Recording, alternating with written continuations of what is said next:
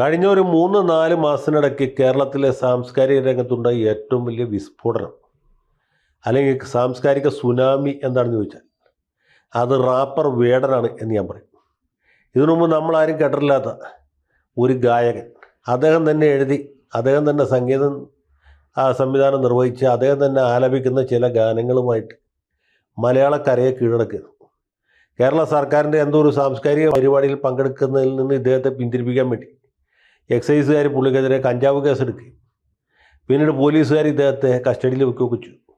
അത് വലിയ വിവാദമായി. കഞ്ചാവ് പിടിച്ചത് അദ്ദേഹം സമ്മതിച്ചു, പക്ഷേ പോലീസ് പിടിച്ചു വെച്ചത് തെറ്റായിരുന്നു എന്ന് ഈ നാട്ടിലെ സാംസ്കാരിക നായകന്മാരും നമ്മുടെ മൗദൂദി ചാനലിലെ അടുപ്പൂട്ടി ചർച്ചക്കാരും കൂടി വിധിച്ചു.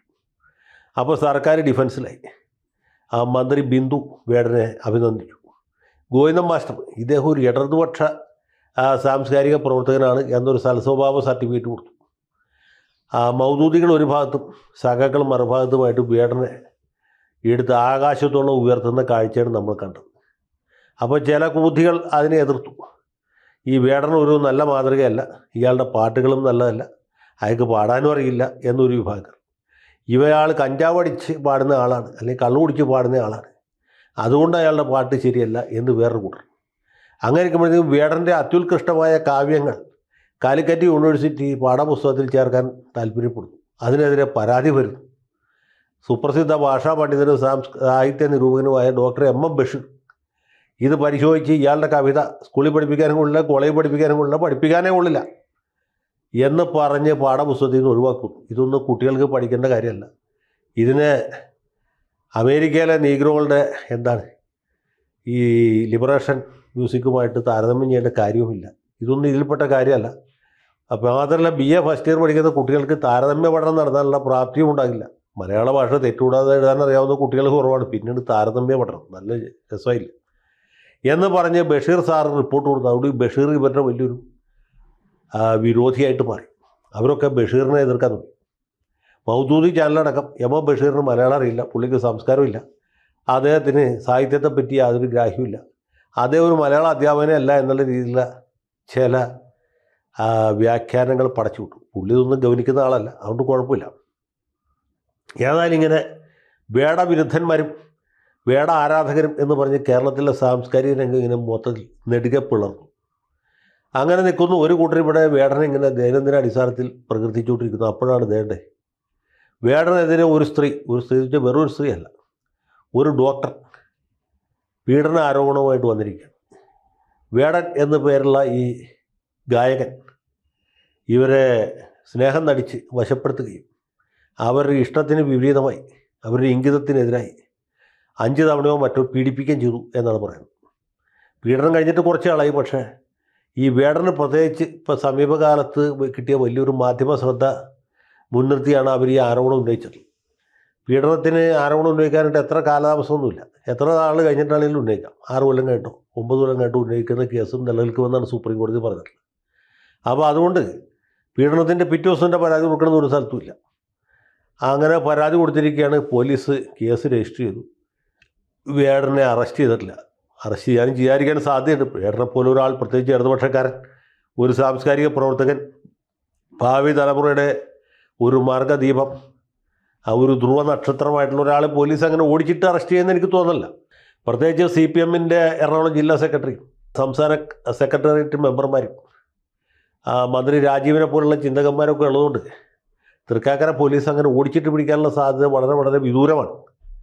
മാത്രമല്ല, വേടൻ ഇതിനെതിരെ മുൻകൂർ ജാമ്യ അപേക്ഷയുമായിട്ട് ഹൈക്കോടതിയെ സമീപിക്കും എന്ന് വ്യക്തമാക്കി കഴിഞ്ഞു. മുൻകൂർ ജാമ്യ ഹർജി കിട്ടിക്കഴിഞ്ഞാൽ നമ്മുടെ ഹൈക്കോടതി അതിനോട് പൊതുവെ അനുഭാവപൂർണ്ണമായിട്ടാണ് പെരുമാറുന്നത്. നേരത്തെ സിദ്ദിഖിന് ഹൈക്കോടതി ജാമ്യം നിഷേധിച്ചെങ്കിലും സുപ്രീം കോടതി അനുവദിച്ചു. അതിനു മുമ്പ് വിജയ് ബാബു എന്നൊരു നടൻ ഒരു സ്ത്രീയെ, ഒരു നടിയെ തന്നെ പീഡിപ്പിച്ച കേസുണ്ടായി.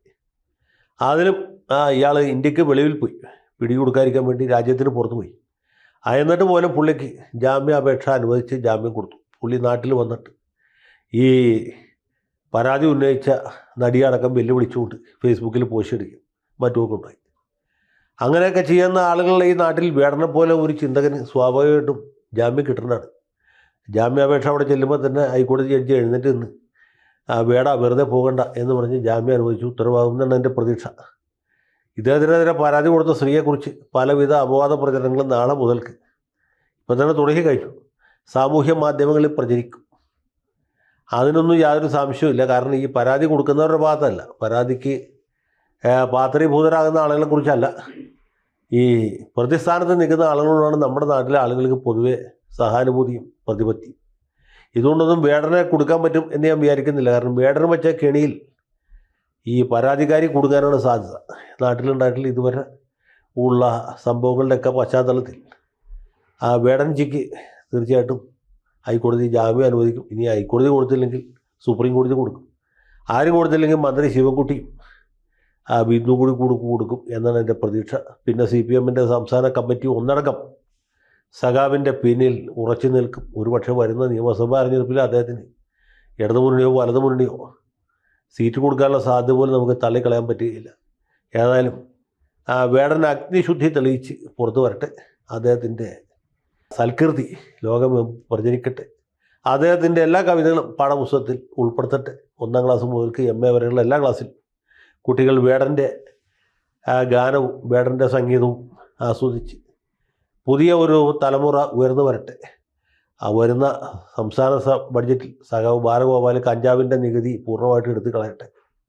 അല്ലെങ്കിൽ അമേരിക്കയിലെ ചില സംസ്ഥാനങ്ങൾ ചെയ്തിട്ടുള്ള പോലെ, യൂറോപ്പിലെ ചില രാജ്യങ്ങൾ ചെയ്തിട്ടുള്ള പോലെ കഞ്ചാവ് നിയമവിധേയമാക്കട്ടെ. ഏതായാലും നമ്മുടെ മന്ത്രി രാജേഷ് കഞ്ചാവ് ഒഴിച്ച് ബാക്കി എല്ലാ സാധനങ്ങളും ലീഗലൈസ് ചെയ്തു. ഇനി ഇത് മാത്രമേ ബാക്കിയുള്ളൂ. നാട്ടിലെമ്പാടും ലിക്കർ ഷാപ്പുകളായി, ബാറുകളായി. അപ്പോൾ അത്രയും ഒരു ലിബറലൈസേഷൻ ഇവിടെ നടപ്പായി കഴിഞ്ഞ സ്ഥിതിക്ക് വേടനെ പോലെയുള്ള ഒരു കലാകാരനെ ഉദ്ദേശിച്ചിട്ടെങ്കിൽ ഈ കഞ്ചാവ് നിയമവിധേയമാക്കുന്നത് നന്നായിരിക്കും എന്നാണ് എൻ്റെ അഭിപ്രായം. പിന്നെ NDPS എന്ന് പറയുന്നത് കൺകറൻറ്റ് ലിസ്റ്റിൽ കിടക്കുന്ന കാര്യമാണ്. സംസ്ഥാനത്തിന് നിയമം ഉണ്ടാക്കാം, കേന്ദ്രത്തിന് നിയമം ഉണ്ടാക്കാം. അപ്പോൾ അങ്ങനെ ഒരു സാഹചര്യത്തിൽ സംസ്ഥാന ഗവൺമെൻറ് നല്ലൊരു നിയമം ഉണ്ടാക്കി വേടനെ പോലെയുള്ള മറ്റ് ആസ്ഥാന ഗായകരെയൊക്കെ കരകയറ്റട്ടെ എന്ന് മാത്രം ആശംസിച്ചുകൊണ്ട് വേടന് എല്ലാ ഭാവങ്ങളും നേർന്നുകൊണ്ട് അവസാനിപ്പിക്കുന്നു. ലാൽ സലാം.